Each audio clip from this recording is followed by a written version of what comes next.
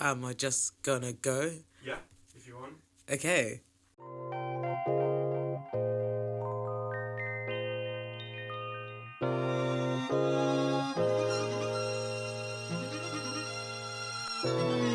Hello everyone! How are we doing today? This is DM Talks, a podcast that aims to promote well-being and assist healing, whether that be physically, mentally or spiritually. Ultimately, we just want to be seen in our entirety. And this podcast hopes to show listeners how multifaceted they are. We're all at the centre of our own universe, so why don't we do more to better our own existence? Hello everyone. It's me, Sarah. I am alone for the first time ever of my episodes, but it's exciting. You're gonna join me whilst I decide to do something different and try and to expand on my podcasting journey. I just thought I'd check in with you guys first and see how you guys are doing. How's everyone? How are we feeling for this week? I know I've been feeling all the waves this week, whether it's feeling low because I haven't got something that I wanted, or I'm not, I guess, being impatient, or no, I'm not being patient, or I'm feeling super happy because I'm getting a lot of recognition recently for this podcast and other things. So that's really good. But besides that, I've just been trying to gain a balance, really. I'm back at work now. We'll do a sad bit there. I'm back at work now, but it's okay. That just means that I have a routine, and that's what I'm trying to take on it, especially as we sort of readjust back to this world post-corona, whatever that's meant to look like. But it's made me really think about shadows and projection, because, and this sounds odd, so bear with me whilst I get into it, but obviously the majority of the world has been in lockdown for the past 8 months, right? And now we're going into the world again, but we're going into the world with a new set of views, a new set of reflection, and a new abundance of ideas. Those views are completely new. They are completely isolated and independent from anything else because we've never had a pandemic before.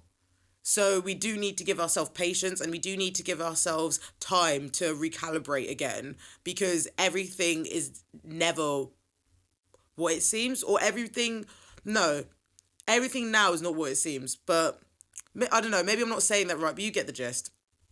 I think one thing that I noticed with myself is how easily I was like being critical with myself, and how I was like, oh God, I'm not where I want to be. This is not happening for me, this and that. But also, I've never been in a fucking pandemic before. So I need to give myself a break. I need to cut myself some slack. And that feeds on into everybody sort of introducing themselves, or like sort of bringing themselves back into the world again. Because if let's say I go back to work now and I'm measuring myself by my old set of values, my old set of beliefs that was taught to me, conditioned, whatever you call it, pre-pandemic, I'm gonna, I guess, hold myself short or sell myself short, because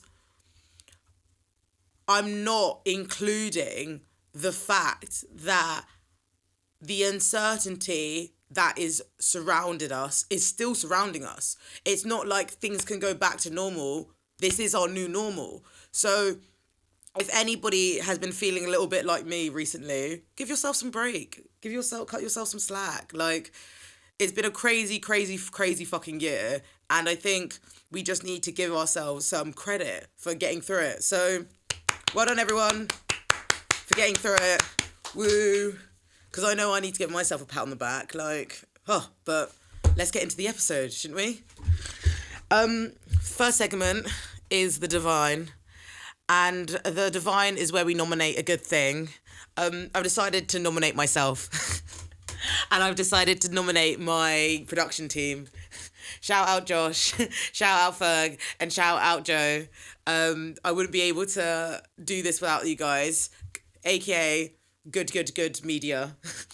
I wanted to nominate them because they've been really helpful. They've been really innovative. They've been really consistent with my ideas. They've also helped me to keep grounded.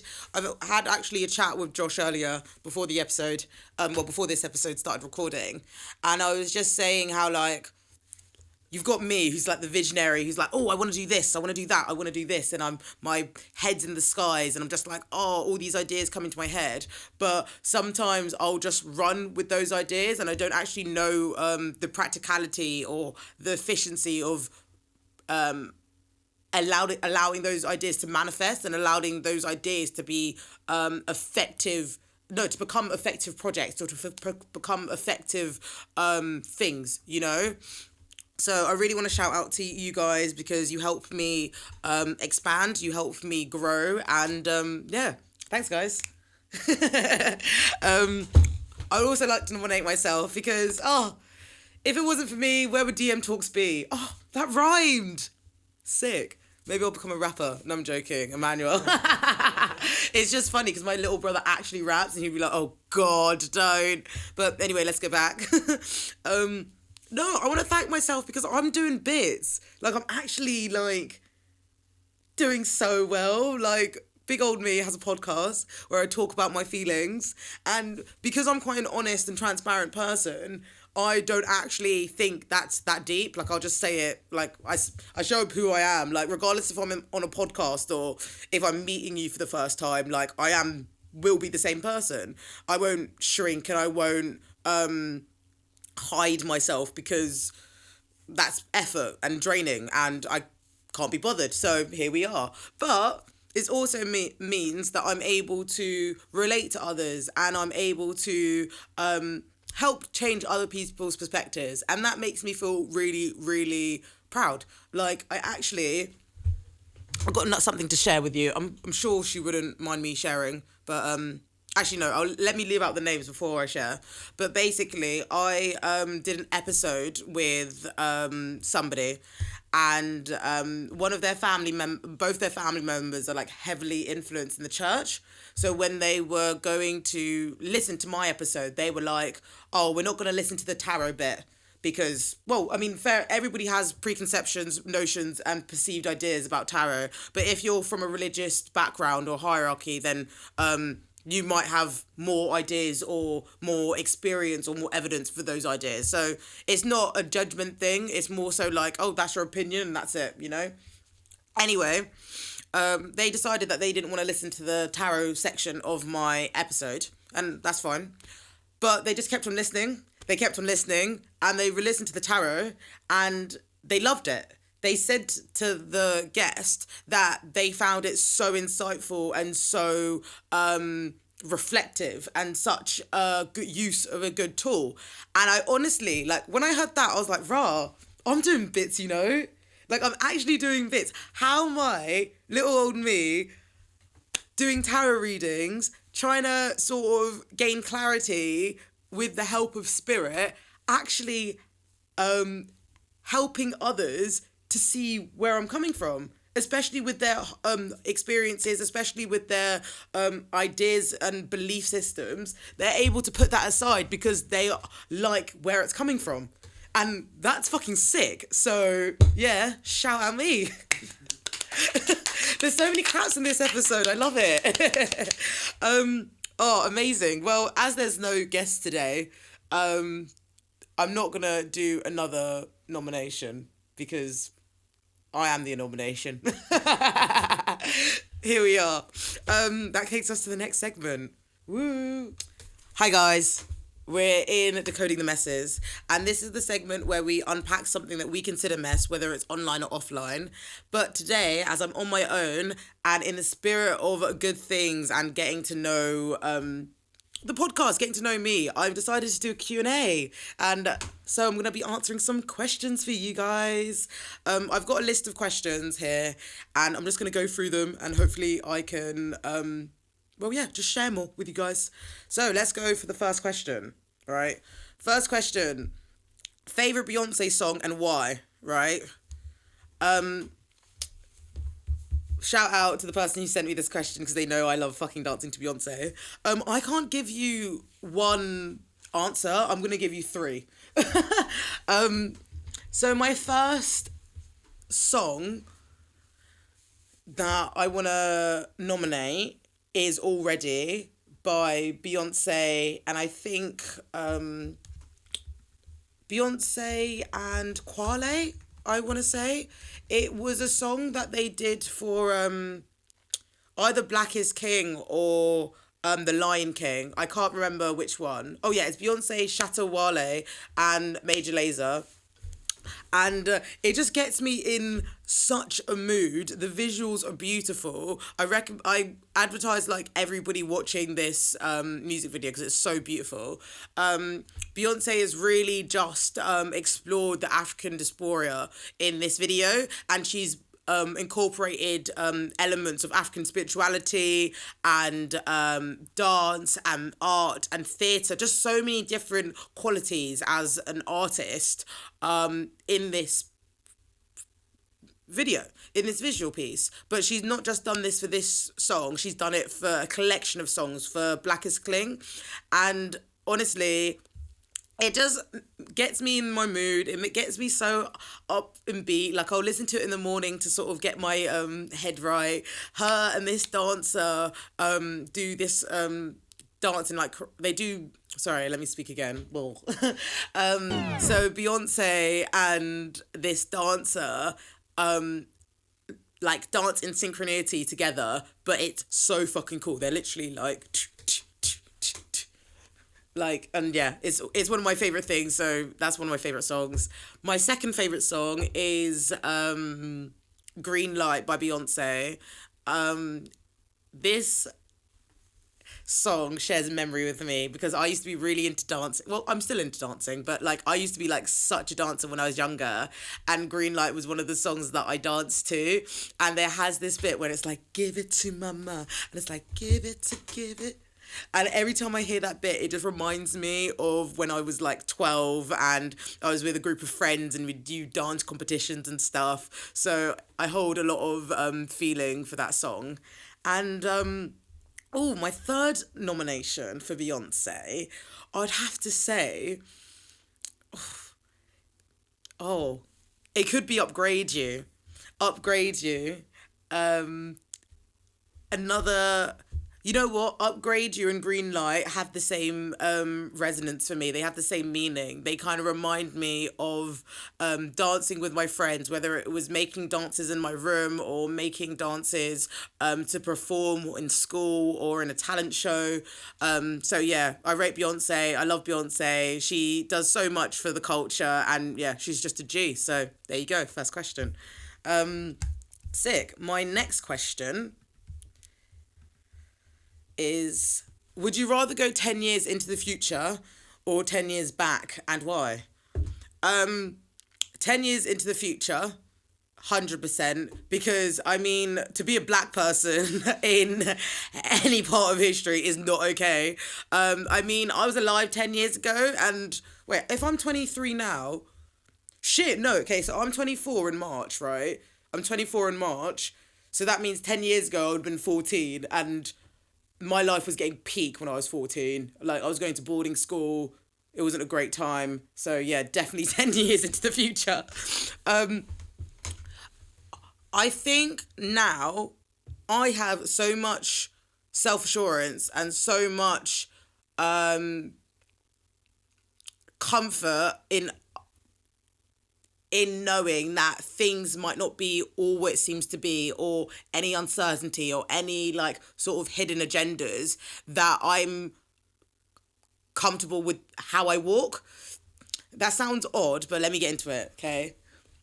So let's say you've got uncertainty, and let's say you've got trials and tribulations, all of that nonsense, that's all outside of you. I'm right now very comfortable with that life can have its ups and downs, okay? It's just your response to it. So now, because I have that self-belief and that self-assurance, I can literally do anything.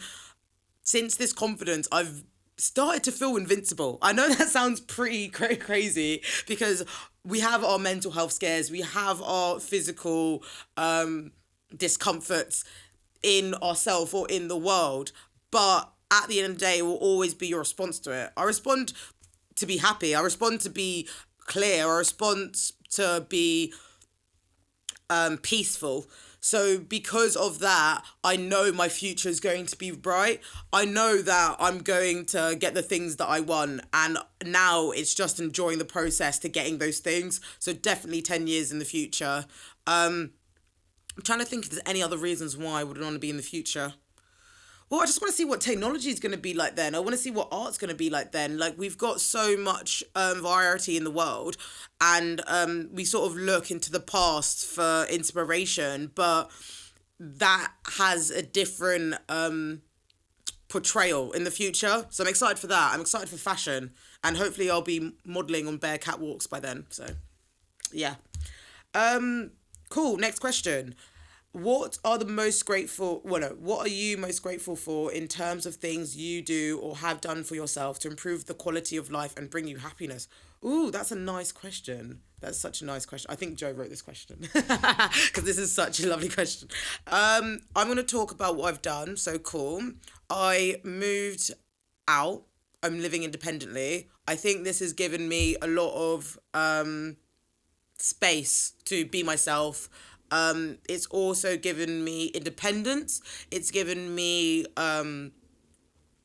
comfort, because I think being in uni, living independently, then living with your parents, or let's say living at home, whatever your home situation is, and then going back into living independently, it's made me appreciate so much about space and my things, where I place my things, my environment, how I feel.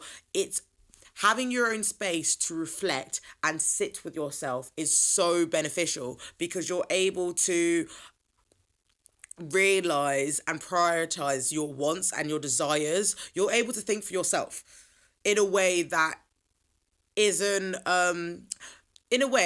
influenced by anyone else. And that's why I think living independently has really helped me improve my understanding of life. Because even if I choose to move back home now, it's like I've got this understanding. Now I'm just going to take it home, and I'm just going to work with the understanding that I have whilst I get out of that situation. So that's pretty sick. Other things that have helped me improve my quality of life. I love self-care in all forms. Probably skincare. Like, I'm pretty obsessed with skincare. I have a morning and a bedtime routine. I love being clean.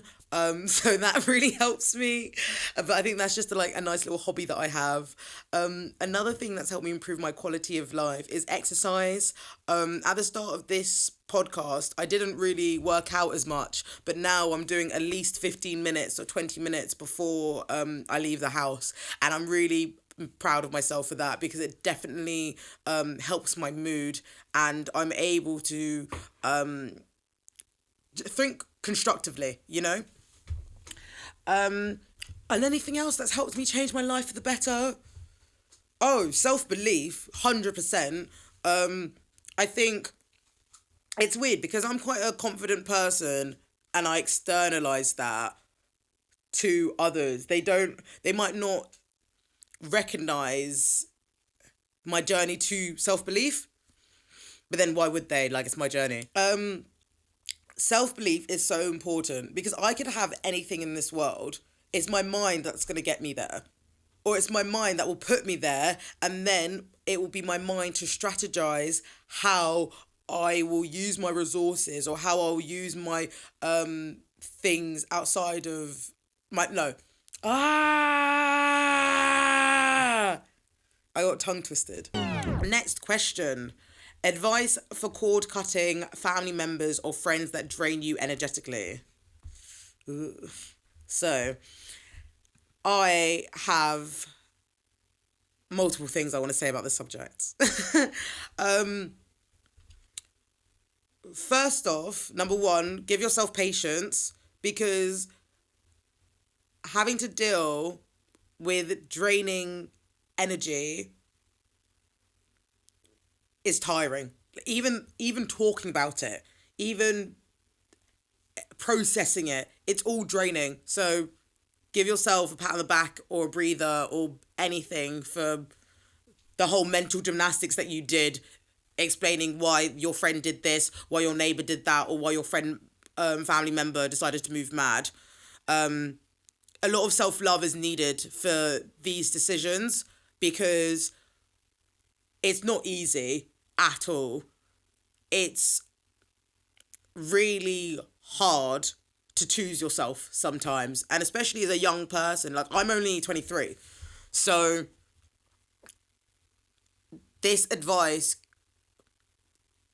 is coming from a young mind, you know? With friends, I think,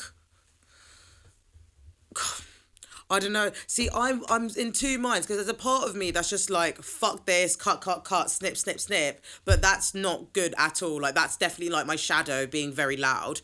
But there's also part of me that's just like, if you're happy completely with everything around you, nothing outside of you will bother you too much. So maybe this is an opportunity for you to learn about yourself again in a way that's distracting to the draining individual. If they are your friend, you have the privilege or the opportunity to not actually see them that much. So definitely practice boundaries. Like, you don't need to, if they ask you what you're doing, you don't, I was about to say you don't need to reply. I'm so shady. But, I mean, you don't need to reply. You don't. But you could also just be like, oh, I'm not, I can't do this today, sorry. Or, actually, no, never say sorry, because actually, why should you apologize for something that you're not sorry for? You know, apologize when you want to take account of how you've influenced or impacted on an individual, but also apologize with sincerity. I'll never say apologize for anything else than that, because then it's not genuine, and that's the least you owe someone if you choose to apologize. But I think with friends, try and be transparent. It can be awkward sometimes because at the end of the day, you don't want to nurse your friends. You don't want to shelter your friends. You're not their mother. But try and be transparent. Try and let them know that what they did or what they're doing is just not on. If it's a case of the friend being a bit, I guess, what is the word? I don't want to say attention seeking, but like, you know, when a friend's just like, oh, what are you doing? What's going on? How's life? Da, da, da, da. When they're just being like super on it and you're not, just be like, look, I'm feeling a bit drained at the moment. I can't see you right now, but I'll check in with you later. I think that is a lot more affirming, and that is a more clear than avoiding them or ignoring them, because then you're doing yourself a disservice if you're not making them aware of your energy being drained. Family members, though, God, that's a tricky one. I am, and I need to take my own advice completely. I am very comfortable with avoiding people. I'm very comfortable with using work as a distraction or using my projects as a distraction. Oh God, self fucking drag. So, I don't know how to answer this one. If you live with that family member, you need to make sure that your home, your bedroom is a safe space. Number one, if that's possible. Whatever you do, you need to make sure that you're in a safe environment, because I could give advice to you to be like, ignore this family member. But then this family member might use that and manipulate the situation into hurting you. And that's not okay. So you have to move accordingly to the family member, because at the end of the day, you know them better than I do. I think my advice for cord cutting family members that drain you energetically would be, make sure that you have a safe space, or make sure that you can find a safe space, whether that's in your home or outside of your home. Because it could be the case that you're living with a family member that drains your energy, but you could once a week or even twice a week be going to a community or a meeting that revives your hope and makes you, reminds you that this family member isn't the only thing in your life. And I think that's really important, because when it comes to stuff in the home as well, it's so isolated, it's so intimate, because these are the people that see you every day. It's unconditional love. And that can make you feel, well, it can make you process a lot of guilt, because you want to sort of distance yourself from said person, but they're your family member, so you don't want to do it because that might be harsh. But equally, this life is for you, and the only person that is going to fight for you as much as you need it to be is yourself. So move accordingly. Find a safe space or invite a safe space in. Be patient with yourself whilst you process, but also be transparent about your energy, because if your energy is being consistently drained, then you're doing disservice to yourself. So that's my advice for you. Next question. What inspired you to start DM Talks, and what have you found challenging and enjoyable about the experience? What inspired me to start DM Talks, I guess, is listening to podcasts and noticing that I could contribute in a way that I don't think others could. Some of my favourite podcasts are amazing because they're unapologetic, they are honest, they are unfiltered, and they are reflective. And I think those qualities are really helpful in podcasting, listening, talking, conversations, whatever, because it gives you a sort of attitude that, oh, if this person's like this and I think this way too, then maybe I can get to there. And I love that for podcasts, because you could be listening on the way to work, you could be listening into your home. It's kind of an intimate experience. Like, I got into the habit of listening to podcasts in the bath. And it was just my time to sort of listen, learn, or laugh, or grow. And that was the inspiration behind DM Talks. What have I found challenging is probably being consistent. I'm a fire sign, so I'm like, rah, rah, rah. Like, I'm just running around doing random shit. Like, I've always got 10 ideas, but the 10 will come into 2 because they haven't had that momentum or to be maintained. But that's what I've really liked, working with the people at Good Media, because it helps me sort of work towards the group and work towards a group goal. It's made me practice time management. It's made me practice time management, and it's also helped me learn about consistency, because I think that's the probably hardest thing about a podcast. It's like, you want to be consistent, you want to be punctual, because, well, if you're punctual and you're consistent, you bring people in. So I think that's been challenging, but I think we've been doing good, so I'm proud of us. What's the most enjoyable thing about the experience? I would have to say it's learning with other people, because I'm constantly learning throughout this podcast, whether it's through my guests who are so talented and so beautiful and so honest. Like, I'm inspired by every one of my guests, but in a different way. I'm inspired so much by my guests because they're able to help me think differently. I think in this world, as hard as it can be, as dissatisfying as it can be, as cruel as it can be, it's really important for us to find sanity in the madness, or find peace within the chaos. Because if we don't have that, we don't have anything. I'm inspired by my guests because they teach me something differently. Like, it could be confidence with Canum, or it could be softness with Janicia. I'm able to understand how a facet or a characteristic could advance me to another level of my life. And I think that's beautiful. Like, we're all multifaceted here, baby. Woo. Yes. If I could be a celeb for the day, who would it be? I don't know. That's my next question, by the way.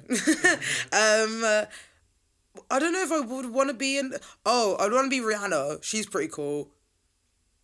I'd want to be ASAP Ferg because I think they're so fucking stylish and I'd love to have their outfits. Tyler the Creator, Frank Ocean. Who else would I want to be? I'd want to be... Oh, do you know who I want to be? She's not really... She's a celeb actress, but she's more of an actress. I'd want to be Viola Davis because, whoo, the way she acts, wow. Wow. How to Get Away with Murder, literally, when I finished that show, I was just like this. For the whole week. Nobody could tell you anything. I was just, she was in my dreams. I just think she's a really cool person. I'm trying to think if there's anybody else that I'd really want to be in this life. Any celebrities. I don't know, celebrities kind of have such a bad, like, rep now. Well, I mean, would you want to be celebrity or would you want to be famous? Or do you want to be rich or do you want to be famous? I don't know, it's all linked to me. It's all messy. I don't know if I'd want to be a celebrity because that means everybody would want to know your shit. And, like, I don't even reply to my friends, let alone fucking the media. So I don't know how I'd want to be a celebrity. But if I'm helping people, then that's cute. That's okay. Yeah. So that's my answer to that question. Next question. Tips for setting boundaries with family and friends who cross them. So very similar to our previous question. First off, I would practice saying no, because if you practice saying no, then that alleviates the opportunity for individuals to cross that boundary. So if anything, saying no saves you a lot of fucking time. My next tip would be find the way of expressing or / setting the boundaries and find which works for you. I mean this to say, I'm very comfortable with talking to people face to face. Communication could be expressed by your body language, your eyesight, your tone, so many different things. That's why it gives me the confidence to say to people, talk to people to their faces. However, that might be really intimidating for others. So maybe texting or emailing or even writing a letter to the individual who crossed your boundary might be more helpful. So find which way works for you and do it. My third tip would be explain why they have crossed their boundary in relation to you. That sounds really simple, but I mean this to say, let me use myself as an example. So I'm trying to get my work and personal life balance back. I've returned back to work. My friends might message me to do these things. They might ask me to go for drinks. They might ask me to do X, Y, and so on. However, I'm now working. I now also want to work on my podcast. I now also need to have self-care time for me. And I now also want to see my friends. I need to set the boundary of my availability so that I do not drain myself out. I want to let my friends know that, I cannot come between Tuesday to this day because I'm working on podcast and work. Because if you put yourself in too many if you put yourself out there too much, you're not going to be able to provide your whole self to all those situations. So boundaries are a really important way to give yourself some time and give yourself some space to reflect and recalibrate. So yeah, tip 3, definitely say to the individual that I'm making this a boundary because of X reason, but because I also know it's going to do best for me in the long term. Make sure you let those boundaries be known. An individual wrote in, is it pronounced plantain or plantin? The people need to hear your opinion. Yo, I'm not out here trying to make fights. I'm not out here trying to contribute to dysphoria wars, you know. And I find it funny because I think if you're African, you say plantain, but if you're Caribbean, you say plantain. I was brought up by my South Sudanese mum. She says plantain, so I'm going to say plantain. I think I've probably said plantain before by accident, but here we are. We grow when we move forward. So I'm going to say plantain, but I don't think there is an issue if you say plantain or plantain, wherever you are from. But that is my answer. Amazing. Yeah. So, the incense are burning. The Palo Santo is burning. What does that mean? It means tarot talks. We're doing a tarot episode. We're doing a tarot spread for y'all. I'm using a different deck today, which is honestly gorgeous. It's called Modern Witch Tarot Deck. It's one that I usually use for like personal readings, but because we did a Q&A today, I thought I would incite y'all. But yeah, it's a beautiful deck. Get Involved by Lisa Stowe. Today, I wanted to ask about the future, but in relation to my physical, my mental, and spiritual worlds. So I'm going to shuffle some cards and find some information. So, dear universe, higher power, spirit guides, please can you give me guidance into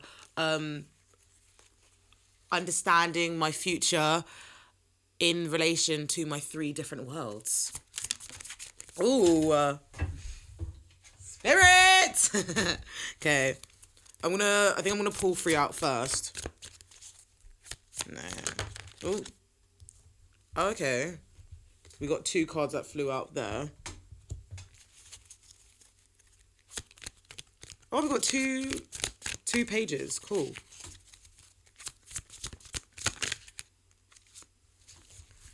Okay. Right. So I've basically drawn out 4 cards for 3 sections. So this is the physical section, this is the mental section, and this is the spiritual section. I said, what can I expect to come? What can I expect in my future? Let's start on the physical, which I think is a great card to start off with. Page of Pentacles. Pentacles is to do with your outside world. It's to do with your material or external expression, whether that is your ego, whether that is your self-worth, whether that is your health, your wealth, or your career. When you look at Pentacles, it's talking about planting seeds and how they're going to harvest throughout the course of their journey, whether that's 1 to 10 or page to queen. Oh, I've just realised. So we've got 1, 2, 3 court cards in here. So that's really, really cool. Court cards are basically personalities or special figures within tarot. So the page and the queen, the king and the king and the knight, they will all be court cards. But yeah, let's get back to the reading. Because I got the Page of Pentacles for my physical section. For what can I expect?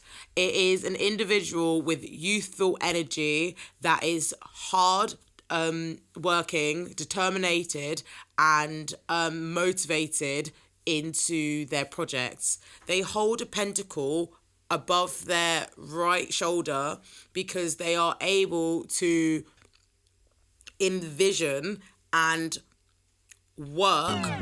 So the fact that we've got the Page of Pentacles in our physical section suggests that an individual, whether that's me or... Okay, I'm going to start that again because that sounded fucking weird. Okay. With court cards, you either have them or you need them. And we've got the Page of Pentacles in the physical section. That means that an individual's hardworking. They are resilient and persistent with their goals. They have the drive and determination to implement strategies. However, because they are still youthful and potentially naive, they could be inexperienced. But that doesn't limit or sort of prevent the Page of Pentacles going for what they want. That just gives them more drive, because it's like, oh, you think I'm inexperienced? Let me show you what I can do with all this inexperience. Just imagine what I can be like when I'm experienced. So the fact that we've got that in the physical is very optimistic. There's a collaboration of stability and also nourishment, because you've got the city in the background as well as the earth, and it's like connecting two forces to be grounded. And it's like, how am I going to I want to say, how am I going to cement myself in the groundedness? How am I going to cement myself to my routines and my work ability and my work like ethics to create the life that I want? And because this is as physical, it's really asking the collective, asking spirit to be diligent as you work towards those goals, because things are coming for you. Amazing. Next card, we've got the Four of Pentacles and the Page of Wands reverse. So the Four of Pentacles shows an individual who holds her coins tightly to her chest, and she's standing in her coin. She's got a coin on top of her head. So these coins are they're of high importance to her. All right. When we look at the number 4, it's all to do with stability. So this individual might be so precious of their stability. It might even be fueled by a bit of scarcity, because if an individual knew that they were in abundance, they wouldn't hold onto their coins so tightly. I say this because you've got the Page of Wands reverse, and the Page of Wands is bound with infinite possibilities, infinite ideas. They are so adventurous and so energetic. They have so much fucking enthusiasm. However, if they aren't maintaining this fire, if they're not using this space constructively, they're going to burn out. None of their ideas are going to come into fruition. It's like if I had a match and it just kept on going out and out and out and out. It needs to be maintained to ignite. It needs to burn brightly. It needs to have more fuel to the fire so it can have a longer period of burning, you know? And because, like, if you see with the wand as well, she's got a wand that is as tall as her. That stands for your drive, that stands for your motivation and your confidence. And because you've got two hands on it tightly, it means that the individual's putting in energy with all that they've got. But it also can mean that they're around them, they are not taking... Is appreciation the word? No, they're not taking advantage of the space around them. It's kind of interesting because the Four of Pentacles sort of stands for scarcity, and the Page of Wands talks about infinite possibilities, but using that momentum to propel you into the next level. No, I just said dessert instead of desert. The desert surrounded the individual. Could talk about desertification. It can talk about having this barren space where nothing is... Well, everything is dry. Everything is limited. Well, no. Let me not say that. Nothing's limited, because even though the desert is dry and barren and there's nothing really in the land, this is all space to create. This is all space for new things to occur. But it's using that confidence and that energy to find, create, and sort of promote action. Because at the end of the day, the ones is all to do with energy and sort of using their fire to construct something. So how are you, as the Page of Wands, going to use your enthusiasm to move forward? It's interesting because like these two cards came together, but it's also in the second section of our tarot spread. So that's to do with our mind and leveling up and what it holds in the future. So if we look at this in a simple level, as Four of Pentacles is scarcity, right? But Page of Wands is infinite possibilities, but under your confidence, you can understand how a conflict in the mental realm can occur. There's passion here, there's motivation here, but you need to understand that fear and scarcity isn't the place where you should be operating from, because that's only going to encourage you to think that you're in a deserted wasteland, but you're not. You're open to infinite possibilities, infinite opportunities to grow, inspire, and to create. Amazing. The next card is the Queen of Cups. The Queen of Cups has come up in our spiritual section, and the Queen of Cups stands for emotional, nurturing, accepting, considerate, psychic abilities, beauty, patience, softness. Everything that is so sweet and so transcendent. Is that the word? With water? I think that's the word. Don't know, I might be chatting shit. But the Queen of Cups, she stands for an emotive maternal figure. The goal of cups, the goal of water is to flow freely. And the Queen of Cups allows her cup to be, to flow freely, because that is her priority. She's got a chalice in her hand where she's looking with such intent. And this may mean that she might be distracted by the contents of her cup, whether that's filling her own cup, whether it's filling others' cup. It sort of takes me back to episode, the Right Black, My Cup Runneth Over. And it sort of encourages you to feel your feelings, use this as a creative tool to enhance your capacity of love, to enhance your understanding and your emotive belief system, because it can only bring you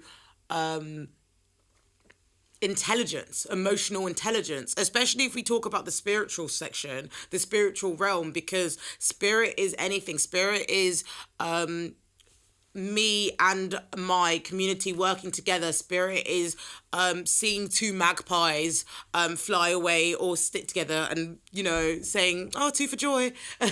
Spirit is so much. I think I'm gonna get some more insight from the book that Lisa Stell created. She says, for the Queen of Cups, a comforting and therapeutic guide, she is deeply in tune with the inner world of emotions. Highly empathetic and creative, she spends a lot of time gazing out into the waters of the unconscious, and it might be difficult to keep her on solid ground. If this card is you, trust your intuition and feelings in creative endeavors. If you search within, you will find a wealth of creativity and inspiration that will guide you down the right pathway. That's lovely. I think it's actually given me more understanding into what I have to do next, because if I am able to look within to find new ideas, new opportunities to create, I'm able to use my fire, my physical expression, Aries through and through, to get me onto that right pathway. Because that's the thing. We've got pentacles, wands, and cups. Pentacles is all to do with your external, and we've got more pentacles than any other element. So it definitely is significance to how I'm using myself, how I'm using my opportunities, my resources, and the people in my life to guide me onto this pathway of success, creativity, abundance, like everything. I think it's beautiful because with court cards, you either have the characteristic or you need the characteristic. And today we've only seen one court card that's in reverse. So it makes me think that I need the Page of Wands, but I am the Page of Pentacles and I am the Queen of Cups, especially in relation to moving forward creative endeavors. Because we can look at Tao and we can look at, oh, I'm not doing that much. But am I not doing a tarot reading with someone who is recording this tarot reading with multiple opportunities of showing how DM Talks is going to change narratives? I can feel guilty, but then I'm fucking doing the work. So it's having faith with myself, exploring my unconscious only to inspire and not to neglect myself. Because the Queen of Cups can become very critical in reverse. And I think that's why she's sits on a throne that is grey. She needs to sit on a throne of neutrality, because that helps her keep in check of not letting her emotions get the best of her, really. Oh, cool. So I think my question was, what do I expect for the future in relation to my physical, mental, and spiritual realm? Good things are coming. Good things are coming. Working hard by being diligent with your goals needs to occur. Leaving this scarcity fear mindset, because it will not actually provide me with stability. In using my enthusiasm, using that action to implement, using that action to propel my confidence, to propel my projects, will give me the confirmation and will give me the sort of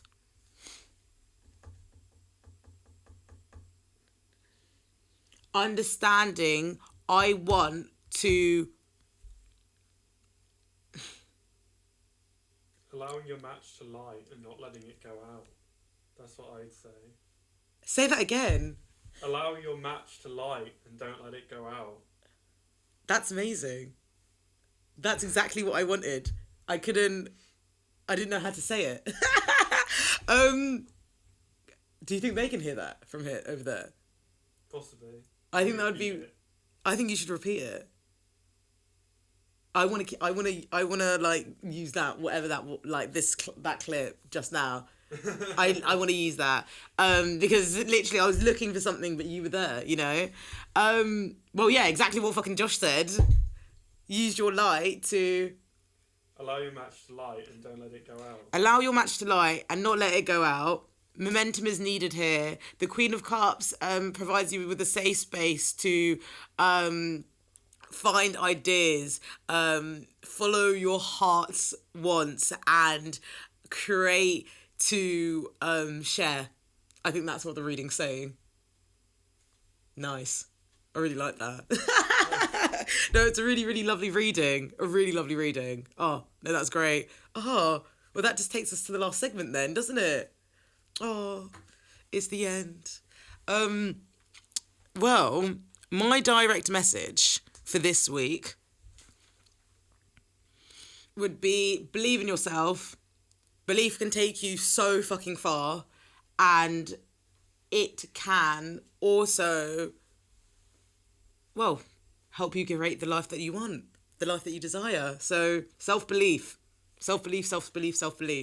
Amazing. Oh, well, thank you guys so much for listening. I really enjoyed doing this episode. Who knows, maybe I'll do more episodes by myself soon, but I don't know. We'll find out. Amazing. Follow us at dm.talks on Instagram. Follow us on good_media on Instagram. We will update you with new highlights, new segments, new everything. So you best be following. Please get involved and please listen. Share to your friends and share to your family. We're changing the world, but let's change the world. I shall see you again next week. Bye, guys.